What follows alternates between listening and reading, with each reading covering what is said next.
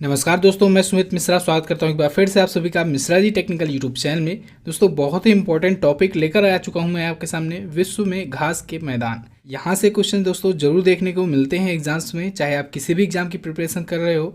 इस वीडियो में दोस्तों हम लोग ना सिर्फ विश्व में घास के मैदान के बारे में जानेंगे, बल्कि हम लोग कुछ और भी आसपास के पॉइंट को भी कवर अप करेंगे और वर्ल्ड मैप के जरिए बहुत ही अच्छे से समझेंगे। तो पूरी वीडियो बहुत ही ध्यान से देखना है आपको, क्योंकि इस वीडियो से आपको बहुत कुछ मिलने वाला है। वीडियो में आगे बढ़ने से पहले आपको बताना चाहूंगा दोस्तों, ब्रह्मास्त्र करंट अफेयर की ई बुक लॉन्च हो चुकी है। अब से आपको करंट अफेयर की टेंशन लेने की बिल्कुल भी ज़रूरत नहीं है। अगर आप किसी भी एग्जाम की तैयारी कर रहे हो, आने वाले दिनों में आपका एग्जाम है, तो जनवरी 2020 से अक्टूबर 2020 तक के इस कैटेगरी वाइज फुल एक्सप्लेनेशन के साथ ई बुक को आप परचेज कर सकते हैं। इस ई बुक को पढ़ने के बाद इसके अलावा आपको कहीं से भी एक भी सिंगल क्वेश्चन देखने की ज़रूरत नहीं पड़ेगी करंट अफेयर का। जनवरी से अक्टूबर तक के बीच में अगर कोई भी क्वेश्चन पूछा जाता है तो इस ई बुक के बाहर से नहीं आएगा। तो आप लोग बेफिक्र होकर के ये बुक परचेज कर सकते हैं। Mishra ji technical MJT app अगर आप यूज़ करते हैं तो वहाँ से भी परचेज कर सकते हैं, या फिर नीचे लिंक डिस्क्रिप्शन में दिया गया है, वहाँ से जाकर के आप इसे परचेज कर सकते हैं। कोई भी प्रॉब्लम आए तो नीचे व्हाट्सएप नंबर भी दिया गया है, आप लोग उस पर संपर्क कर सकते हैं और अपने डाउट्स क्लियर कर सकते हैं। चलिए वीडियो को स्टार्ट करते हैं। इस साइड दोस्तों घास के मैदान दिख रहे हैं और इस साइड उनके संबंधित क्षेत्र दिख रहे हैं। तो पहला है दोस्तों सवाना। घास के मैदान के क्षेत्र जो हैं इसमें पहला नाम है सवाना। सवाना दोस्तों मोस्टली देखा तो जाता है पूर्वी अफ्रीका में सबसे ज़्यादा मात्रा में पाया जाता है, जैसे केन्या हो गया, तंजानिया हो गया।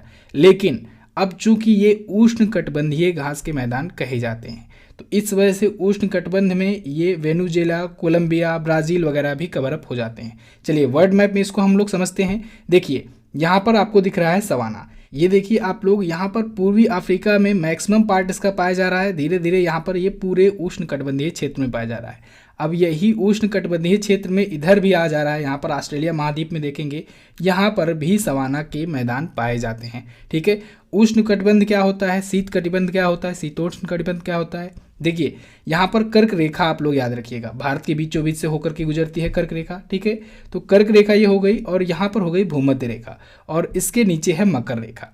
तो अब जब कर्क रेखा से मकर रेखा के बीच का जो क्षेत्र होगा उसे कहा जाता है उष्णकटिबंधीय मैदान। क्या? उष्णकटिबंधीय मैदान। यहाँ पर दोस्तों सूर्य की सीधी गर्मी देखने को मिलती है और यही वजह है कि इस एरिया के लोग जो है वो काले पाए जाते हैं। ठीक है, काले होते हैं। आप लोग अफ्रीका चाहे देख लो, चाहे दक्षिण भारत के लोग देख लो। ठीक है, तो क्योंकि यहाँ पर धूप की गर्मी ज़्यादा होती है। फिर अब इसके ऊपर से, इसके ऊपर जो पार्ट होता है 66.5 डिग्री तक शीतोष्ण कटिबंधीय क्षेत्र कहा जाता है। तो ये जो अपर साइड होता है कर्क रेखा से ऊपर का 66.5 डिग्री तक, उसे शीतोष्ण कटिबंधीय क्षेत्र कहा जाता है। इसके ऊपर जो होता है उत्तरी ध्रुव, दक्षिणी ध्रुव ले लीजिए, इन सबको शीत कटिबंधीय क्षेत्र कहा जाता है। क्या कहा जाता है? शीत कटिबंधीय क्षेत्र। इतना तो आपको बेसिक नॉलेज होना ही चाहिए भूगोल से, ठीक है, जियोग्राफी से। तो अब देखिए ये जो सवाना क्षेत्र है दोस्तों, सवाना जो घास के मैदान पाए जाते हैं, ये बेसिकली उष्णकटिबंधीय घास के मैदानों को ही कहा जाता है। ठीक है, तो उष्णकटिबंधीय में देखिए यहाँ पर अफ्रीका को ये कवर कर रहा है, इधर आपको यहाँ पर भी मिल जाएगा, दक्षिण अमेरिका कॉन्टिनेंट में भी। इसके बाद अगर आप देखेंगे तो यहाँ पर भी पाया जाता है। ठीक है, ऑस्ट्रेलिया महाद्वीप में भी कुछ पार्ट इसके पाए जाते हैं। लेकिन यहाँ पर क्वेश्चन हमेशा ये मानकर ही पूछा जाता है कि सबसे ज़्यादा मात्रा में क्षेत्र कहाँ पाए जाते हैं। तो सवाना के क्षेत्र दोस्तों सबसे ज़्यादा मात्रा में अफ्रीका कॉन्टिनेंट में पाए जाते हैं, अफ्रीका महाद्वीप में पाए जाते हैं। ठीक है, मुख्य रूप से पूर्वी अफ्रीका क्षेत्रों में, यहाँ पर इस साइड में सबसे ज़्यादा मात्रा में पाए जाते हैं। इसके अलावा ये कुछ और भी, जैसे कोलंबिया, वेनेजुएला, ठीक है, ओरिको बेसिन होते हुए भारत के भी दक्षिणी भागों में थोड़ा थोड़ा देखने को मिलता है, क्योंकि ये भी उष्णकटिबंधीय में आता है। ठीक है, इस साइड भी आता है। तो थोड़े थोड़े मात्रा में तो सब जगह पाए जाते हैं, लेकिन जो सबसे ज़्यादा मात्रा में जहाँ पाया जाएगा वहीं से क्वेश्चन बनेगा। तो आपको 2 पॉइंट यहाँ से याद रखना है। एक तो सवाना जो घास के मैदान होते हैं वो उष्णकटिबंधीय घास के मैदान होते हैं। ठीक है, दूसरा ये कि वो पूर्वी अफ्रीका क्षेत्रों में सबसे ज़्यादा मात्रा में पाए जाते हैं। इतना क्लियर। चलिए अगले घास के मैदान के क्षेत्र का नाम है पंपास। पंपास दोस्तों ये बेसिकली दक्षिण अमेरिका कॉन्टिनेंट में पाए जाते हैं। ठीक है, दक्षिण अमेरिकी महाद्वीप में ये ज़्यादा देखने को मिलते हैं। कहाँ पर? अर्जेंटीना हो गया, उरुग्वे हो गया, ब्राज़ील वगैरह हो गया।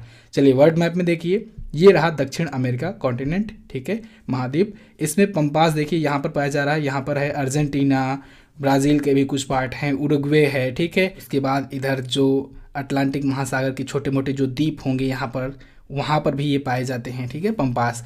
तो मैक्सिमम पार्ट इसका कहाँ पाया जाता है? दक्षिण अमेरिकी महाद्वीप में। ओके, अच्छा, इन प्रकार के घास के मैदानों की एक खासियत होती है, ये काफ़ी ज़्यादा उपजाऊ होते हैं, ठीक है, काफ़ी उपजाऊ होते हैं पंपास जो होते हैं। अगला है स्टेपीज। स्टेपीज या स्टेपी कहिए इसे, ठीक है। स्टेपी जो होती हैं वो पश्चिम रूस में, मध्य एशिया में ये यहाँ पर कवर अप होते हैं। थोड़ा सा यूरोप का भी पार्ट इसमें कवर होता है, तो इसलिए इसे यूरेशिया कहा गया, यानी यूरोप प्लस एशिया। तो थोड़ा बहुत यूरोप का पार्ट, थोड़ा बहुत एशिया का पार्ट मिलकर बना यूरेशिया। तो ये क्वेश्चन बहुत बार पूछा जाता है कि स्टेपीज घास के मैदान कहाँ पाए जाते हैं। तो यूरेशिया रहेगा ऑप्शन में, तो आप लोग को वही लगाना है, एशिया नहीं लगाना है, ठीक है। अगर केवल एशिया दिया है, केवल यूरोप दिया है, तब दोनों को नहीं लगाना है, देखना है अगला ऑप्शन यूरेशिया का अगर होगा तो वही लगाना है। ओके, यहाँ पर देखिए स्टेपीज ये रहा, इसमें मैक्सिमम पार्ट तो एशिया में ही होता है, लेकिन थोड़ा सा पार्ट इसका यूरोप में भी कवर करता है, तो यहाँ पर स्टेपीज होते हैं। अच्छा, एक पॉइंट और आपका क्या बन रहा है यहाँ पर, ये देखिए ये शीतोष्ण कटिबंधीय घास है, ठीक है। शीतोष्ण कटिबंधीय हुआ ना, कर्क रेखा के ऊपर है, ठीक है। तो ये शीतोष्ण कटिबंधीय क्षेत्रों में पाए जाते हैं। और इसे थोड़ा सा और मॉडिफाइड लैंग्वेज में कहें तो समशीतोष्ण यानी टेम्परेट क्षेत्रों में ये पाया जाता है, ठीक है। तो टेम्परेट क्षेत्रों के विशाल घास के मैदान को क्या कहा जाता है? स्टेपी या स्टेपीज कहा जाता है। ओके, तो पूर्वी यूरोप ले लीजिए, इधर यूरोप का पूर्वी भाग, और एशिया का पश्चिमी भाग, और मध्य एशिया, तो यहाँ तक ये फैला हुआ है। स्टेपी कहिए, स्टापी कहिए, स्टेपीज कहिए, सब एक ही है। ओके, चलिए अगला देखते हैं, कैंपास। कैंपास दोस्तों ये ब्राज़ीलियन उच्च भूमि को कहते हैं। ब्राज़ील में जो ऊंचाई पर ज़मीनें होती हैं, भूमि होता है, उसे वहाँ के क्षेत्रों को कैंपास कहा जाता है। तो पंपास और कैंपास में आप लोग कन्फ्यूज़ मत होइएगा, पंपास से कैंपास भी आप लोग याद कर सकते हैं। तो ये ब्राज़ील में ऊंचाई वाले क्षेत्रों को कहते हैं, घास के मैदान को कहते हैं। अगला है लानोज।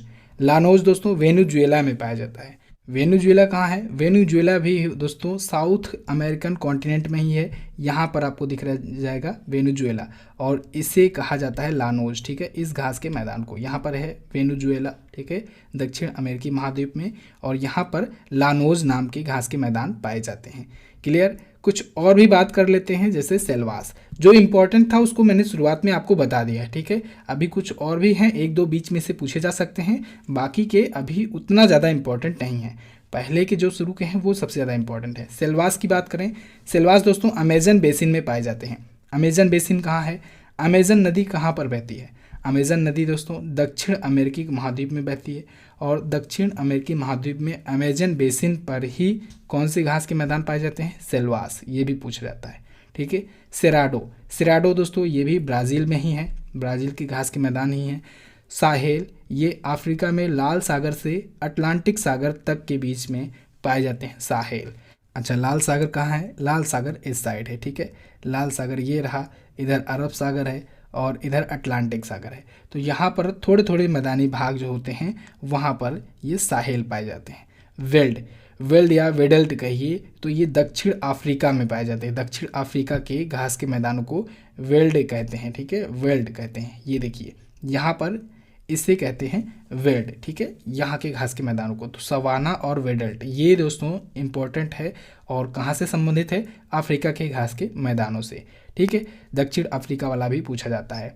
अगला है कैंटरबरी। कैंटरबरी दोस्तों न्यूजीलैंड में घास के मैदान पाए जाते हैं, जो उन्हें कहते हैं। न्यूजीलैंड कहाँ पर है? न्यूजीलैंड आपको यहाँ पर दिख जाएगा। यहाँ पर जो छोटे छोटे घास के मैदानी इलाके पाए जाते हैं उन्हें कैंटरबरी कहते हैं। यहाँ पर ऑस्ट्रेलिया आपको दिख रहा है, ऑस्ट्रेलिया में क्या पाया जाता है? ऑस्ट्रेलिया में डाउन्स नाम के घास के मैदान पाए जाते हैं। आप लोग समझ रहे हैं ना, जो बड़े बड़े घास के मैदानी क्षेत्र थे उसको मैंने शुरुआत में आपको बता दिया। अब छोटे मोटे जो हैं उनको भी जान लीजिए, जब आप हायर लेवल के एग्ज़ाम देंगे तो वहाँ के लिए इम्पोर्टेंट है, ठीक है। चलिए इसके बाद आगे है प्रेरी, ये भी इम्पोर्टेंट है। ये भी बड़ा विशाल घास का मैदानी क्षेत्र होता है उत्तरी अमेरिका में, ये काफ़ी बार एग्जाम में पूछा जाता है। प्रेरी कहिए, प्रेरीज कहिए, फिर वही बात, अगर एस लगा देंगे, ठीक है, तो प्रेरीज हो गया, और एस नहीं लगाएंगे तो प्रेरी हो गया। तो चाहे प्रेरी आपको दिखे एग्जाम में, चाहे प्रेरीज दिखे, आप लोग समझिएगा उत्तरी अमेरिका की बात हो रही है। नॉर्थ अमेरिका कॉन्टिनेंट में ये पाए जाते हैं, ठीक है, घास के विशाल मैदानी क्षेत्र होते हैं। तो जो विशाल है उसे आपको याद रखना है, ठीक है, प्रेरीज। अब पुस्ताज, पुस्ताज दोस्तों हंगरी में पाया जाता है। हंगरी एक छोटा सा देश है। पटाना, पटाना श्रीलंका के घास के मैदान को कहते हैं। पॉर्कलैंड, ये ऑस्ट्रेलिया में ही घास के मैदान को कहते हैं। कंपोज अभी मैंने आपको बताया ब्राज़ील में पाया जाता है। कंपोज हुआ, कंपास हुआ, पंपास हुआ, ये है ब्राज़ील के घास के मैदान क्षेत्र। क्लियर बिल्कुल। अब देखिए यहाँ तक तो बात हो गई घास के मैदान की और उनसे संबंधित क्षेत्रों की। अब मैं आपको शुरुआत में जो पॉइंट बताया था उष्ण कटिबंधीय घास के मैदान और शीतोष्ण कटिबंधीय घास के मैदान, उसमें हम लोग अंतर एक बार देख लेते हैं, एक बार रिवीजन टाइप का। ठीक है, तो उष्ण कटिबंधीय घास के मैदान जैसे कि मैंने आपको बताया कर्क और मकर रेखा के बीच में जो होते हैं, जो क्षेत्र होते हैं, उसे उष्ण कटिबंधीय क्षेत्र कहा जाता है। और उसके बीच में जो घास के मैदान होंगे वो उष्ण कटिबंधीय घास के मैदान होंगे। तो इधर है उष्ण कटिबंधीय घास के मैदान और इधर है शीतोष्ण कटिबंधीय घास के मैदान। तो आप लोग देखिए, चलिए, सवाना हुआ, कैंपास हुआ, सेल्वास हुआ, लानोज हुआ, पॉर्कलैंड हुआ, ये उष्ण कटिबंधीय घास के मैदान हुए। क्यों? क्योंकि देखिए दोस्तों, उष्ण कटिबंध कहाँ से कहाँ तक है, यहाँ से लेकर के यहाँ तक है। ठीक है, तो सवाना हुआ, पंपास हुआ, वेल्ट हुआ, या फिर सवाना इधर पॉर्कलैंड वगैरह है ऑस्ट्रेलिया में, ये सभी आगे उष्ण कटिबंधीय क्षेत्र में।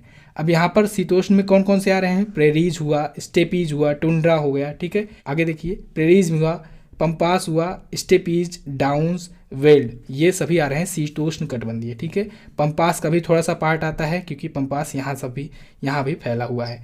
तो ये हुए शीतोष्ण कटिबंधीय घास के मैदान। क्लियर बिल्कुल। तो आप लोग अंतर भी देख लिए। आई होप दोस्तों आपको ये वीडियो थोड़ा बहुत तो समझ में आई होगी जरूर। आप लोग को अगर पूरी तरीके से समझ में नहीं आई है तो एक बार आप लोग, रिक्वेस्ट है, फिर से देख लीजिएगा वीडियो। अगर आप लोग एक बार दोबारा देख लेंगे तो आराम से अच्छे से समझ में आ जाएगा। अब आपको क्या करना है, आंखें बंद करनी है और थोड़ा सा मन में रिवाइज करना है कि कौन से घास के मैदान के क्षेत्र कहाँ पर पाए जाते हैं। इन 10 से 15 मिनटों में आपने बहुत ही इंपॉर्टेंट पॉइंट कवर अप कर लिया है। तो कैसी लगी आपको वीडियो, आप लोग कमेंट करके हमें ज़रूर बताइए। वीडियो अगर पसंद आई है तो वीडियो को एक लाइक ज़रूर कीजिएगा। अपने दोस्तों के पास इसे शेयर भी कर देना। आपके पास जो भी व्हाट्सएप ग्रुप हो, फेसबुक ग्रुप हो, वहाँ पर आप लोग वीडियो को शेयर कर दीजिए। शेयर करके अपना सपोर्ट हमें दिखाइए। और चैनल पर अगर आप नए आए हैं या फिर चैनल को अभी तक सब्सक्राइब नहीं किए हैं तो सब्सक्राइब कर लो, बेल आइकन को प्रेस कर लो, क्योंकि अब ऐसे ही बहुत सारे इंपॉर्टेंट टॉपिक्स पर वीडियोस आने वाली हैं। तो सब्सक्राइब करके बेल आइकन को जरूर प्रेस करना। मिलते हैं दोस्तों अगली वीडियो में। इन दोनों वीडियोज़ को भी देख लीजिए, चैनल को सब्सक्राइब कर लीजिए। मिलते हैं अगली वीडियो में, तब तक के लिए नमस्कार, जय हिंद, वंदे मातरम।